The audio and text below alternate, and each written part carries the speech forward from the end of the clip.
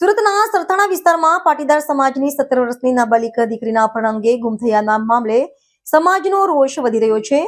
છોકરી આશરે 35 દિવસથી પરિવારથી દૂર છે. આ મામલે પોલીસની ગફલતભરી કાર્યવાહીનો આક્ષેપ કરતા પાટીદાર સેવા સંઘે તિરુપતિ સોસાયટીની વાડીમાં એક મહત્વપૂર્ણ બેઠક યોજી હતી. સુરતના સરથાણા વિસ્તારમાં પાટીદાર સમાજની 17 વર્ષની નાબાલિગ દીકરીના અપહરણ અને ગુમ થયાના મામલે સમાજનો રોષ વધી રહ્યો છે. છોકરી આશરે 35 દિવસથી પરિવારથી દૂર છે. આ મામલે પોલીસની ગફલતભરી કાર્યવાહીનો આક્ષેપ કરતા પાટીદાર સેવા સંઘે તિરુપતિ સોસાયટીની વાડીમાં એક મહત્વપૂર્ણ બેઠક યોજી હતી. બેઠક દરમિયાન વિવિધ મુખ્ય માંગો કરાઈ, જેમાં ગુમ થયેલી છોકરીની તાત્કાલિક અને સક્રિય શોધ શરૂ કરવી, આરોપીને ઝડપથી ધરપકડ કરી તેના પર અપહરણ જેવા ગંભીર ગુના હેઠળ કાનૂની કાર્યવાહી કરવી.